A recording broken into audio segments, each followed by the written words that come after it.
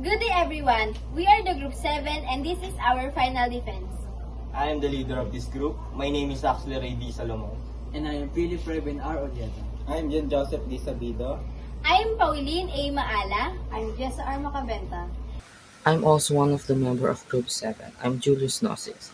Our research title is a comparative study of the profit between established bakery shops and house-to-house bread selling in selected barangay in Cavite, Cavite.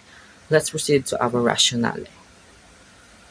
Earnings and profitability of a bakery can vary significantly depending on various factors, such as the business model adopted.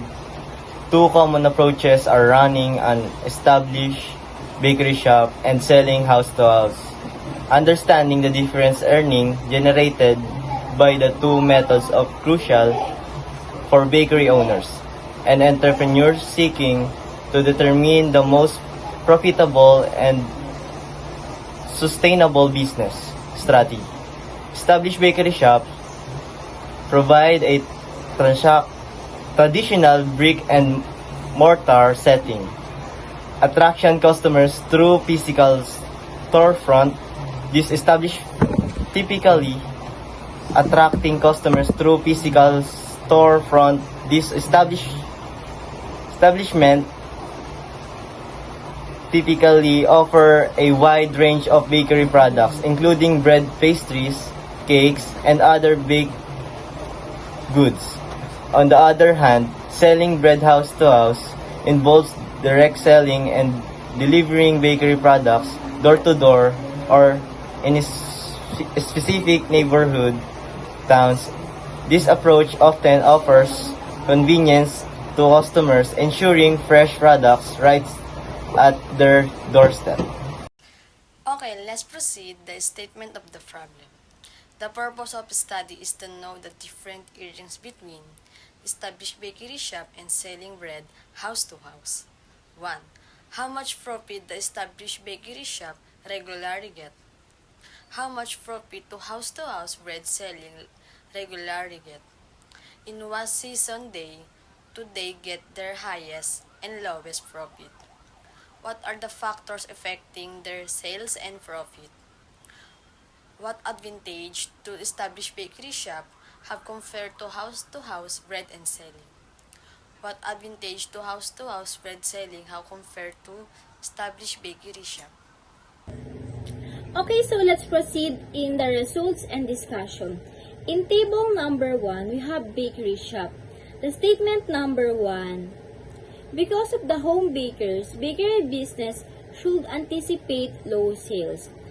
The mean is 3.6 and the SD is 0.49 and the verbal interpretation is strongly agreed.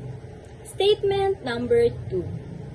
Keeping your products in good condition will have a positive impact on your everyday sales.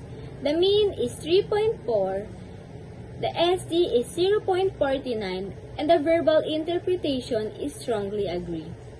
Statement number 3.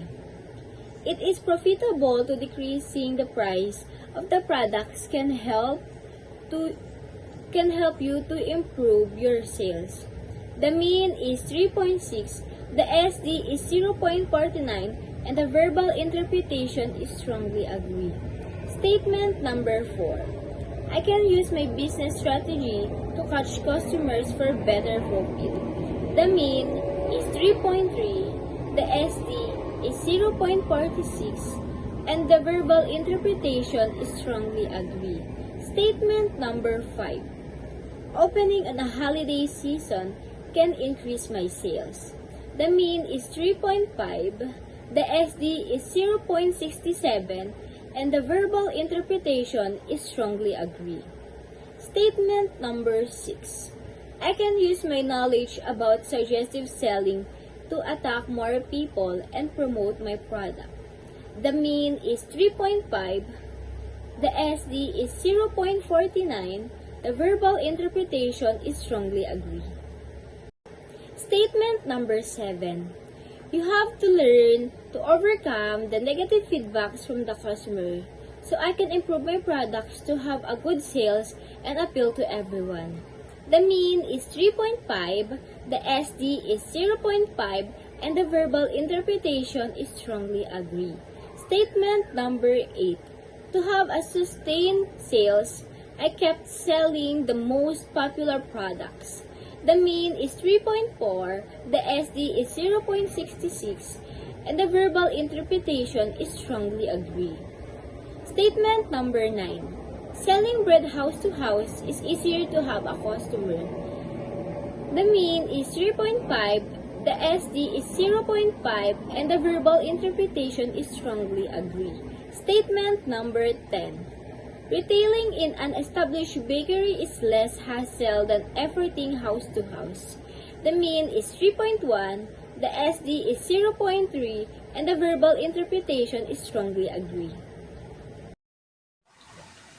For Table 2, it contains the insight of home bakers and food vendors. The general average that we got, the result is agree because most of them have a good rating approach because they believe having a bakery shop, our small businesses acknowledge their skills by creating or performing inside their home.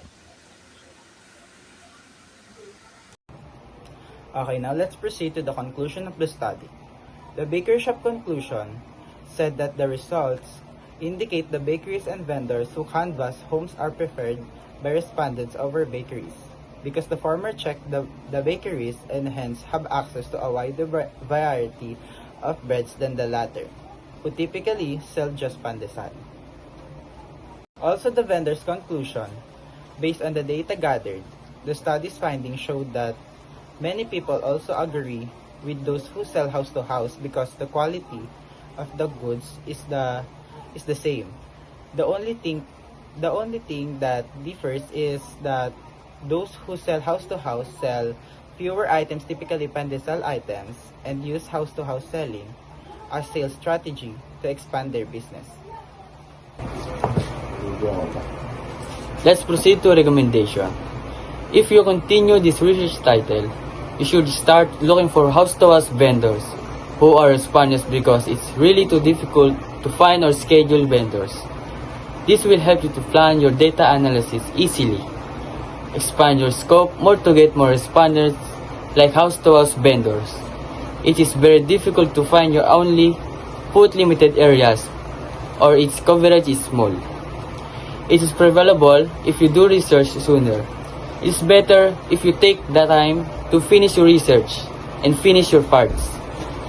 Ensure that you select a representative sample of both established bakery shops and house-to-house bread sellers to get accurate and generalizable results. This is the end of our discussion. So this is a group 7. I'm Julius Gnosis. Our leader is Ax Di Solomon. The other members is Jessa Macabenta, Pauline Maala, Philip Raven Olieta, John Joseph Sabido, and Pauline Maala. Thank you.